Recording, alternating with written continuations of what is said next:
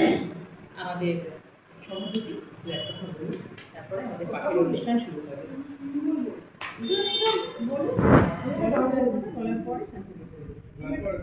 গান করে দিচ্ছি, আমি গান গাই না, আমি নিজের খেয়ালে গাই, সেটা করে দিচ্ছি।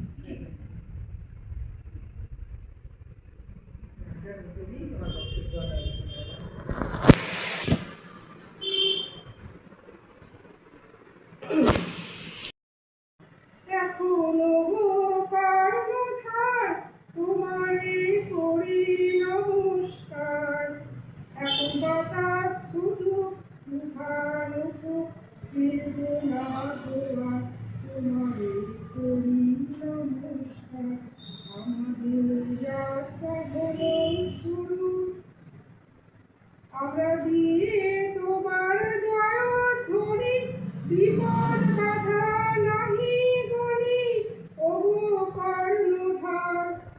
এখন মাখই বলি, ভাষায় করি, যাও গো করি পাঠ, তোমারে করি নমস্কার। এখন বাতাস চুকু উপালুকু, কিন্তু না গোড়ায় এখনো কর্ণধার, তোমারে করি নমস্কার। এখন বাতাস ছুটু মুখানুকু, কিন্তু না গোড়ায় তোমারে করি নমস্কার।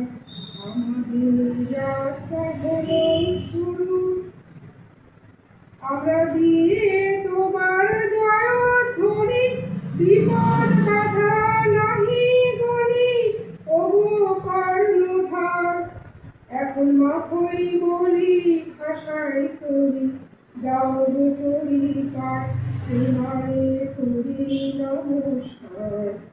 এখন বাতাস চুকু উপালুকু, কিন্তু না গোড়ায়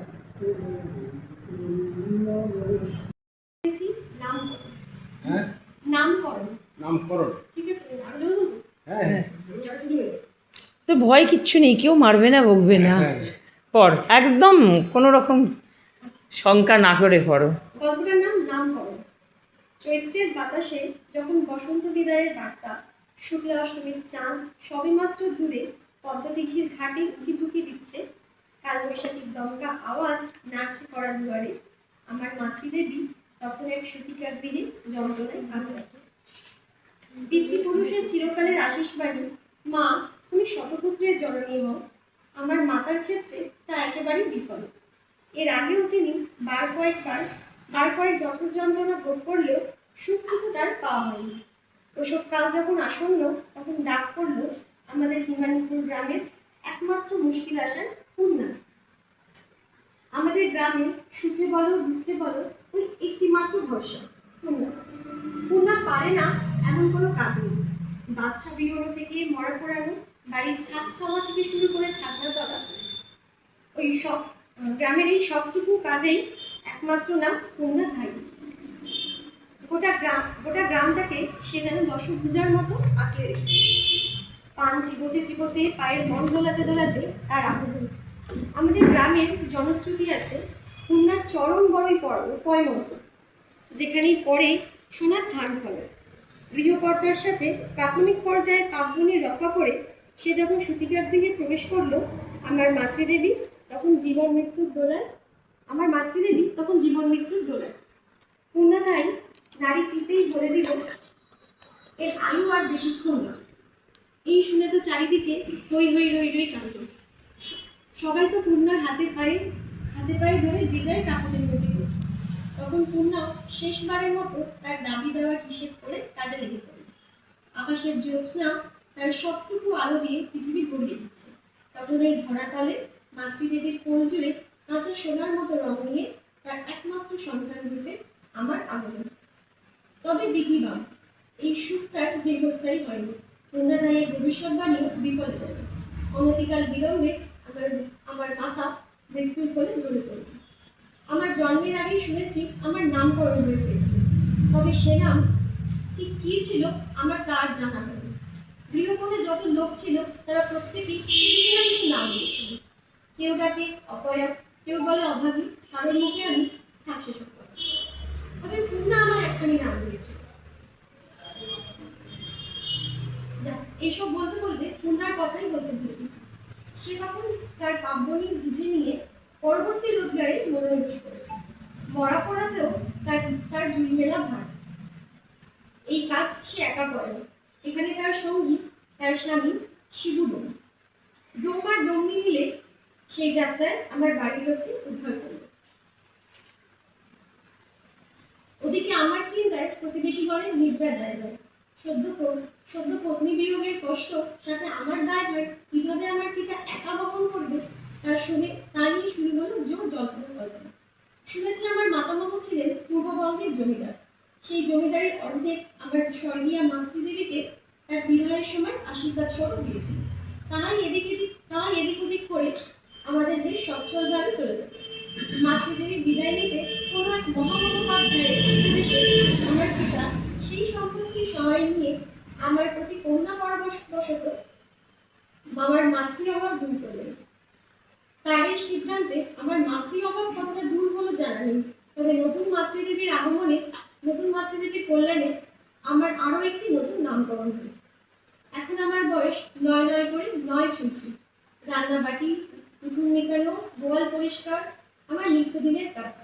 এরপর যেটুকু সময় পাই আমার ভাই আর বোনেদের নিয়ে কেটে যায়।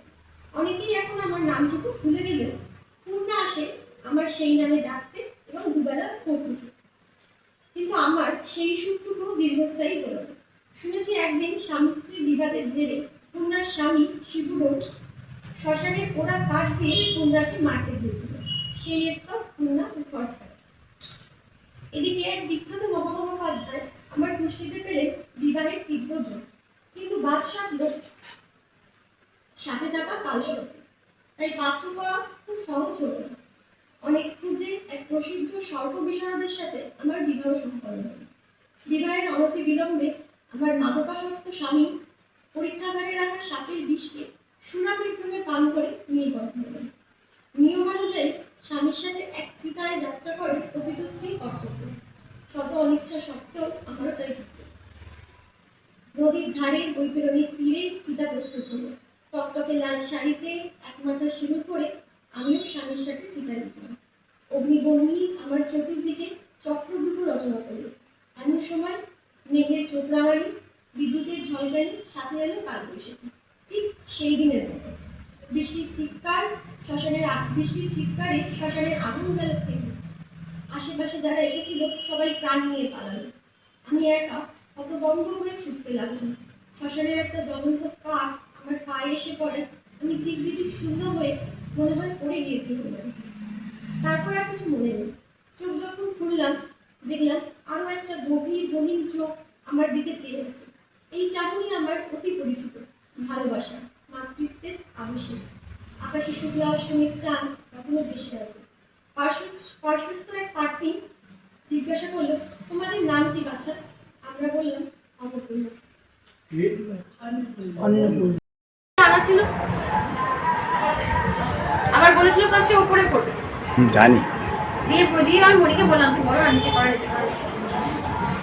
নিচে মাঝে মাঝে মায়েদের রিহার্সেলও হয়।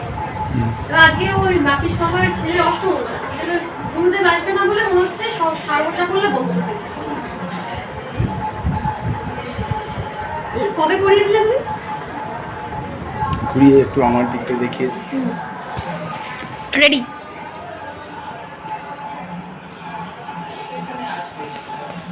কিছু বলো, বাইট। আজকের অনুষ্ঠান করে আপনার কেমন লাগছে ম্যাডাম, বলুন একটু কিছু। আজকের অনুষ্ঠান খুব ভালোই হলো। প্রথমত হচ্ছে আজকে প্রথমে বাড়িতেই বসা হলো, কিন্তু বাড়িতে নতুন রঙের গন্ধে কারো একটু অসুবিধা হচ্ছিল বলে আমাদের মেরেরহাট লাইব্রেরিতে পরবর্তীকালে অনুষ্ঠানটা হলো। এবং খাওয়া দাওয়া জলযোগ যেটা সেটা বাড়িতে হয়েছে, এবং কবিতা গল্প পাঠের অনুষ্ঠান, কবিতার আলোচনা, সেগুলো সবই আমাদের লাইব্রেরিতে হয়েছে। আমাদের লাইব্রেরির ঘর সবার খুব পছন্দ হয়েছে, গরমকালের জন্য খুব আদর্শ জায়গা। আর আজকে যেমন 13 তারিখ, তেমন ঠিক 13 জন সদস্যই অংশগ্রহণ করেছিল আজকে আমাদের এখানে। কবিতা পাঠ, অনুগল্প পাঠ সবই খুবই ভালো হয়েছে, কবিতার উপর আলোচনা। আর আজকে একজন প্রথম গল্পকার মানে আত্মপ্রকাশ করলো। হ্যাঁ, সে হচ্ছে শতরূপা দত্ত। আচ্ছা। তার জীবনের প্রথম লেখা গল্প সে প্রথম পাঠ করলো আজকে। এইটা আমাদের আজকে অনুষ্ঠানের একটা বিশেষ সাফল্যের দিক। আশা করব সে ভবিষ্যতে এইবার নৃত্য পদক্ষেপে এগিয়ে চলবে আমাদের সঙ্গে। ঠিক আছে।